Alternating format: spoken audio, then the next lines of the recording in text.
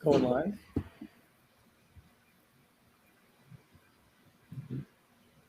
All right. Welcome, everyone, and thank you for joining us. I'm Justina, one of the co-chairs of the 21st Annual Canadian Undergraduate Tech Conference. I'm a second year in Shopify's Dev Degree program studying computer science at Carleton University. All right, and I am Ron. I'm another one of the co-chairs. I'm a third-year student at the University of Waterloo, and I am studying systems design engineering. Yep, and I'm Gabriel. I'm another one of the co-chairs. I'm a fourth year at Whitfield University, majoring in marketing. So thank you once again for attending CTC. You may be all kind of wondering, who are these people that's been spamming my social media feeds these past few months? Well, we are a team of 50 passionate university students from all across Canada, United States, and Nigeria. For the last 10 months, we've been very hard at work at bringing our team's vision of magnifying all the niche sectors of technology and all its crossroad paths to life. So here we are today, presenting to you CTC 2021 Amplified, a unique conference experience dedicated to anyone and everyone who is interested in technology. Founded in 1999, we are Canada's longest-running and largest student-led conference. This year, we're excited to have roughly 2,000 attendees tuning in from over 47 countries. We are very appreciative of everyone who either woke up super early or stayed up super late to join us. All right, so aside from our attendees, we have a crazy lineup of over 60 speakers from leading companies and industries. So make sure to attend as many events as you'd like, and also let your friends know about it because it's never too late to join. We encourage you guys to participate in the chat bar and ask your questions, especially during workshops. And so to make sure you're up to date with the schedule, check out Hopin or also cutc.ca. We also encourage you guys to share your experiences live with the hashtag CTC2021 and tag us while you're at it, whether it's Instagram, Twitter, Facebook, LinkedIn, or TikTok at CTC2021. We'll also be updating the events live throughout the day, so make sure you're already following us. All right, so we want to get started, but before we introduce our opening speaker, I want to give a huge thank you to every single one of our sponsors. Okay, so that's Geotab, BDO, Huawei, Shopify, Accenture, and Flip. Every single one of you have made huge contributions to our conference. So you guys should look out for the numerous events that are scattered throughout the weekend by our sponsors and making our event possible. We'd now like to introduce our keynote speaker, Mr. Kevin Zhu. As a Senior Director of International Expansion Strategy at GitHub, he will be leading us through his experiences of growing up in rural Canada to working in the White House to now working in open source at GitHub, all of which allowed him to collect dots and connect them backwards. So without further ado, let's welcome Mr. Kevin Zhu. All right, thank you so much for having me. Thank you, Ron, Justina, Gabriel, and all your great hard work organizing this 21st version or edition of this incredible conference. I'm really honored to be with you today, whether it's your morning, your afternoon, your evening. It is my morning here in Seattle on the West Coast. And also a special shout out and hello to some of my fellow Canadians in the crowd. And before I get into my talk, I want to encourage you to jot down and type in your question in the chat as I go through my talk so that we can spend some time actually near the end of it for me to answer them. So this is a much more interactive session than just me talking and you listening. All right. So without further ado, let's get into it. And I want to open up with a quote. And this is one of my favorite quotes. And some of you might have heard of this already. It's a quote from Steve Jobs that says, "You can't connect dots looking forward. You can only connect them looking backwards." He said this in 2005 during the commencement speech at Stanford that he delivered. It's a quote that I've been trying to live by every day since I heard it. But the really hard question is not that the quote is right or wrong, but how do you actually transform this into action, right? How do you connect dots or not connect dots looking forward and connecting them backwards? How does that actually work? Well, this is something I want to talk about today as you think about your life and your career going forward. The first step to making this work is, you're going to have some dots. You're going to have to collect enough dots to even start doing some of the connecting, right? How do you do that? Let me share a quick story of my personal, very circuitous route into GitHub as an example of connecting these dots, or my own dots, backward. Not a good example, not an example I want you to copy per se, just an example for you to reference. Now, personally, on a geographical front, here are some of my dots. I was born in China. I grew up in British Columbia, particularly Prince George, British Columbia. For those of you who might know the city, it's a little town in the mountains of British Columbia. That's where I became Canadian. I went to high school in Orange County, California, went to college in Providence, Rhode Island, on the east coast of the United States. And since then, I have either worked and or lived in places like Charlotte, North Carolina, Manchester, New Hampshire. I spent many years in Washington, D.C. I did a stint in Kuala Lumpur, Malaysia, spent a little time in Yangon, Myanmar, spent a bunch of years in San Francisco, the Bay Area, where I went to law school and worked later on as well. Most recently, spent a lot of time in Mexico, actually, learning about the developer ecosystem there, the open source ecosystem there, before settling very, very recently here in Seattle. Now, that might just sound like a lot of wanderlusting. Here are some of the dots that I collected academically and professionally over the last few years or so. So when I started in college, I wanted to double major in both computer science and poli-sci. I did terribly in computer science, effectively dropped out of the program and became more interested in learning about international relations, foreign policy, foreign languages, so on and so forth. After that, I literally stumbled into the world of political campaigns. At that point, Barack Obama was running for president. So I moved to a bunch of different parts of the country, basically being the community organizer that organizes volunteers, doing events, driving voters out to vote, registering voters, that kind of work, which has nothing to do with tech at the time. So I thought. Afterwards, I got into media and communications. My day job was to deal with reporters who cover the White House, on the White House compound. If you ever watch cable TV or anything like that, which I don't really recommend you do, that was my job, is to orchestrate all that to happen behind the scenes, right? Again, nothing really terribly related to GitHub or open source or anything like that. So I thought. Afterwards, I went to law school.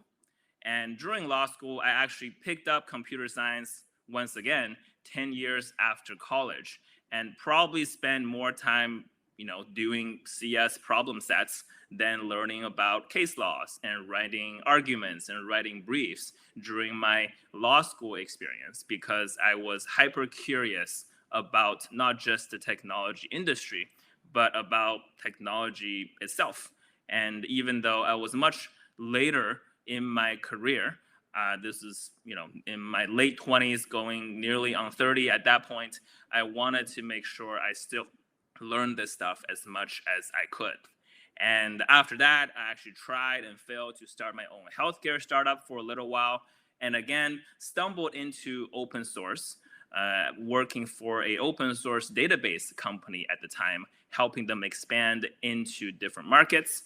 After that job, I started doing some investing in open source startups, very early stage startups, but really started thinking about the global impact of developers, of technology, of the kind of work that a lot of you might be stepping into in just a couple of years or so, before eventually coming to GitHub, working on its international expansion strategy.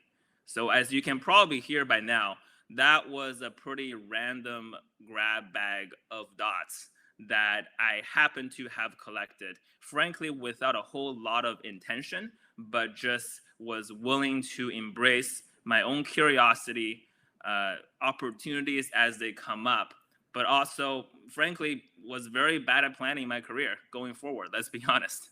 Now, thinking back, from where I am right now, I want to share with you some of the dots that I have connected backwards so far that may be relevant to how you think about your career in technology going forward.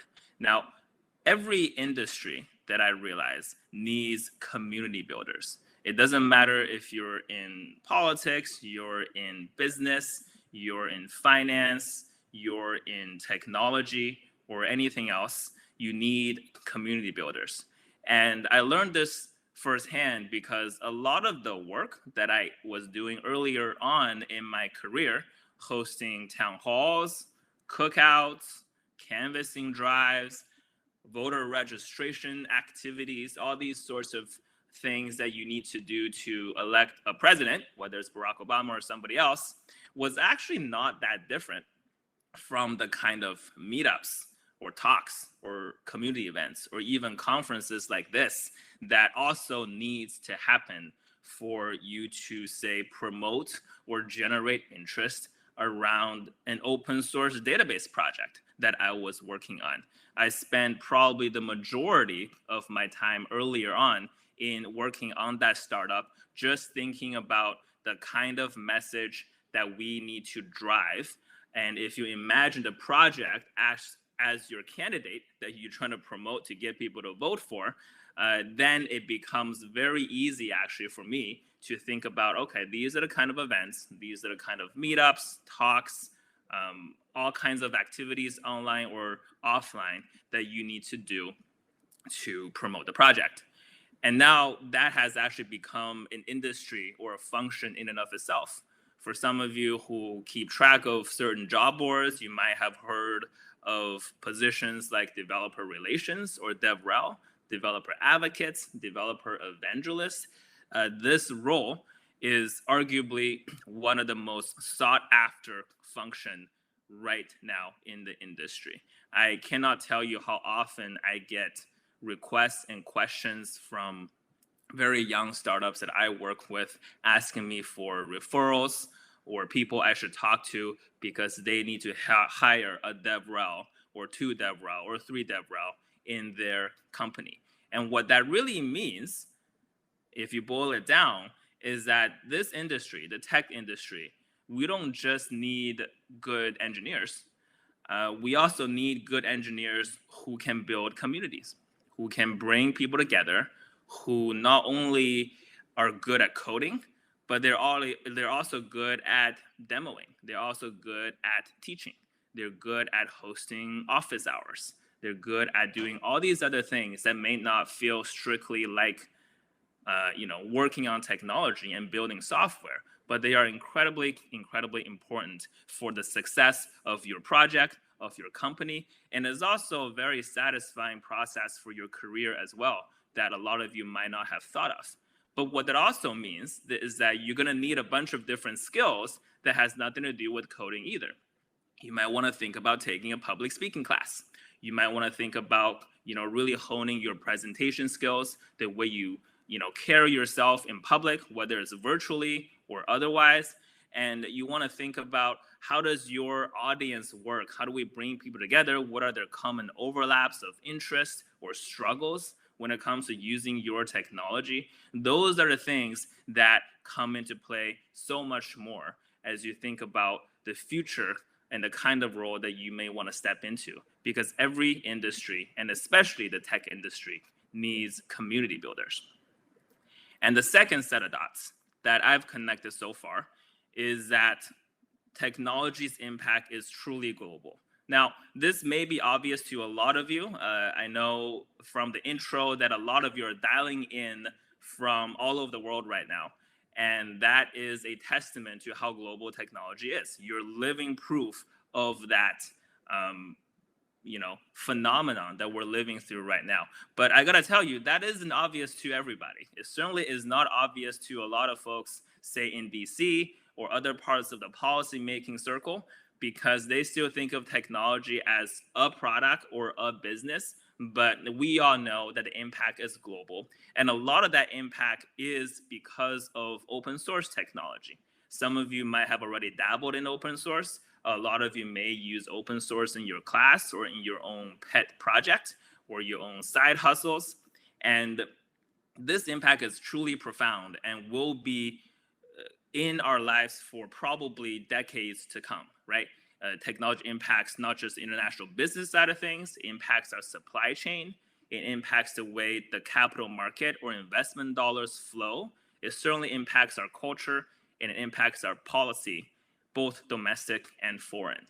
And what has been really satisfying to me so far is that many of those international relations topics or concepts that I studied during undergrad is starting to come into play almost every single week, actually, at my work at GitHub.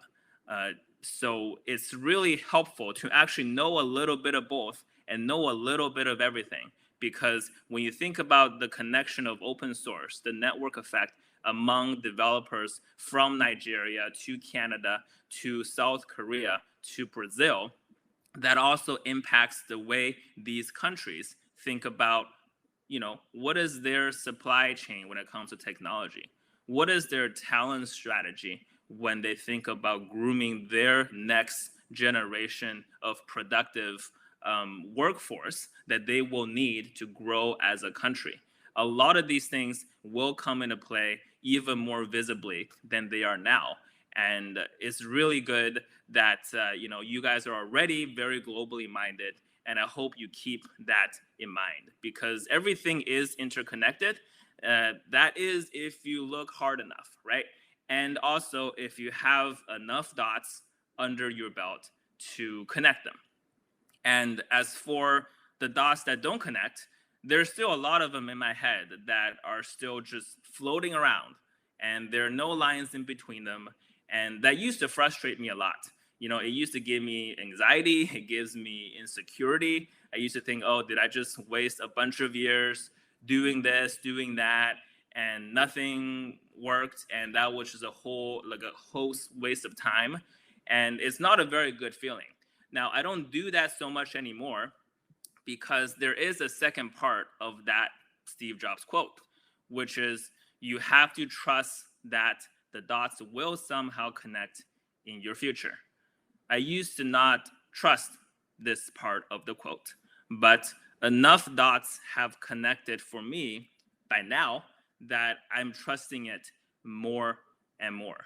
And frankly, I wish I trusted the process a little bit earlier in my life.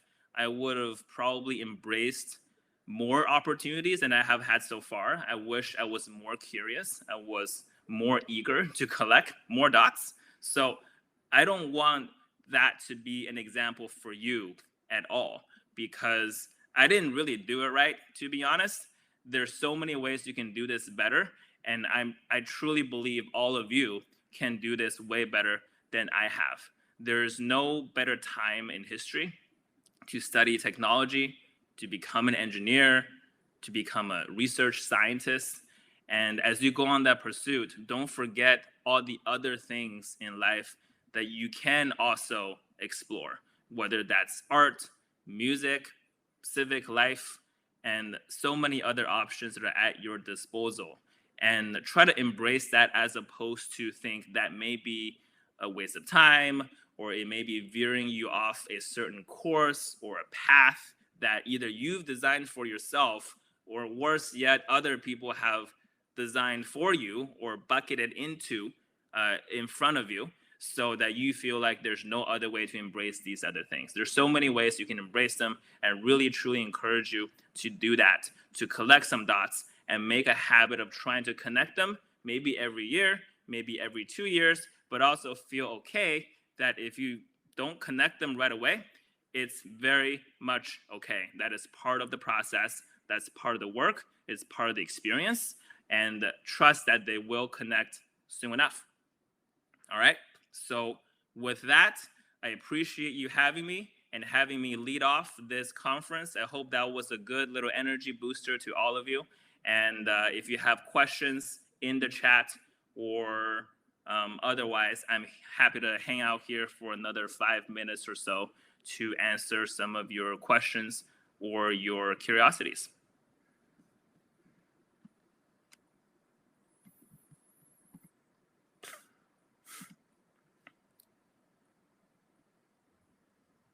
Now I am going to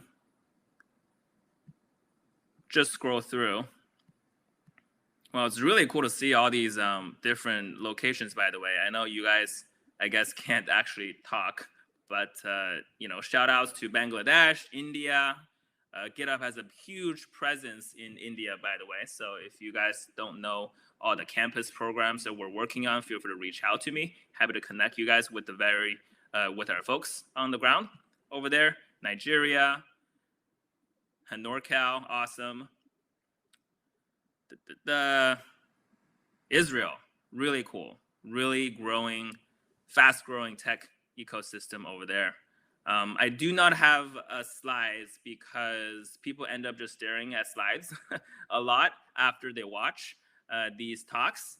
And at least for the kind of talk that I gave today, I didn't think they were very useful. But again, I'm very open to connecting afterwards. So if you have any questions, either now. So one of the questions, how do I know that the dots are connected from wrong? Well, I think the way you would think about these connections is, number one, there are actually some very specific things that I would encourage all of you to do as a form of habit, which is to take a lot of notes every time you take on a new role or you learn something different. So you have a good catalog of these dots that you are collecting throughout your life. And to be perfectly honest, if you say you started a job, if you've been there for 2 years or so, and you stopped learning new things, or you stopped collecting new dots, basically, to keep on using this tortured analogy here, then you should probably move on, whether within the company to a different function or to go on to a different pursuit. So you make sure this process is very fresh and then keep on reflecting. I think a yearly reflection rhythm is probably a good idea. Every time we get into the holiday season, as you go home to your family or to celebrate a good year, or even to just get through a really bad year and hope that is never going to happen again, which is last year. Let's hope not this year. That's always a good opportunity to think about what have you done and what are some of the connections there. And a lot of that will become very obvious if you do this mental exercise on a regular basis, but also not do it too often, right? If you do it every quarter or every month, then a lot of these experiences haven't sunk in yet. You haven't done enough of it, or you don't quite understand it enough. A lot of these things can happen, and it could feel very, very frustrating to be like, oh, what did I just do? And that was not very fulfilling. But these things may not come together until several years afterwards. Certainly that was the case for me. I mean, my connection of this community building thread that I was doing in 2008 did not really come into my head until 2018, when I was working full on for this open source database company, doing a bunch of events and developer relations for that company. So that was literally 10 year gap, if you will. So it could take a while. So be patient.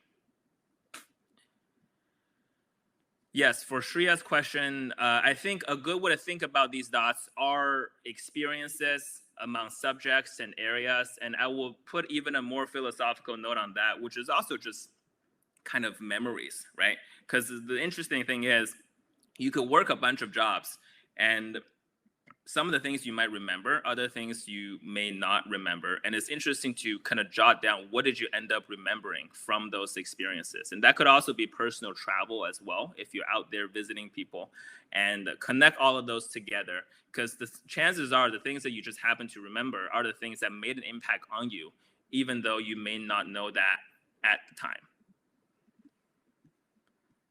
Let's do that. I think I might be running up on time. So if anybody organizer wants to cut me off, go for it. Otherwise, I will try to answer one more question. I mean, high school in a small town, how do I start collecting dots?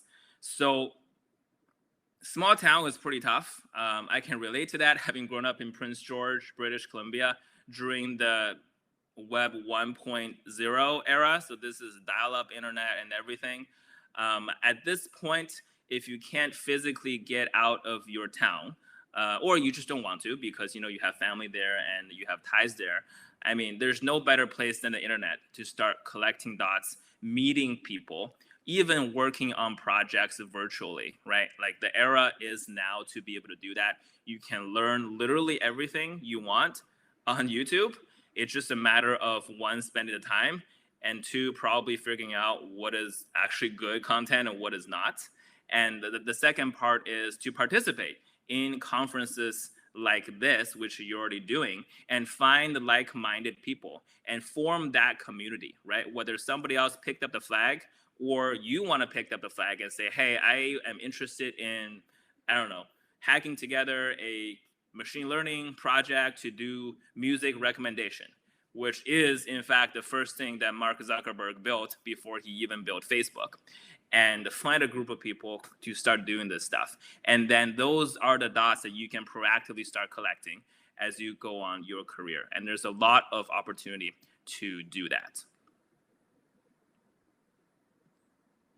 Should I keep going, organizers? Was there ever a fear in your mind when decided to continue with CS career? What was the biggest reason you decided to try pursuing traditional here rather than learning on your own? This is from Evan Greenberg. So that's a very good question. I think the reason why I chose to learn computer science again in law school was, number one, it was available to me in the sense that I happened to be in a school. I went to Stanford for law school, and it has obviously one of the best computer science educational programs. And logistically, it was very easy for me to access those classes. If I didn't, I would probably pursue the online learning self-taught route, which obviously has a lot of options as well. But for me at the time, that was available to me, and I wanted to take it because that availability is finite, right? It's only available to me while I'm in the school. After I graduate and I lose my, access to the building and everything, then that is gone. And also, if I could, I wanted to learn computer science from a more foundational and theoretical angle. And that was pretty important to me to build a good context there. So it's not so much about getting your code to work. In fact, I spend most of my time learning when I was taking these classes, learning about the theoretical stuff, whether it's probability or systems engineering to some extent, or even one of my favorite classes was called the Mathematics of Computing, which is all about mathematical proofs. We had to draw a Turing machine. Some of you might have taken similar classes in your program, and I just thought that was incredibly fascinating. Again, even though it may not be useful at the time, and still probably not that useful now in my life, and those are examples of the dots that I haven't connected yet. They're just sitting around in my head, and maybe I'll connect them one day. It could take a few more years. Who knows? Let me drop my LinkedIn link into the chat because I don't want to take up more of the conference's time, but I'm very happy to answer more questions or to connect with you after the conference is over. And again, I appreciate the organizer doing all the great work to organize this and for inviting me. And hopefully this was a useful mental exercise for you as you go on to participate the rest of the conference.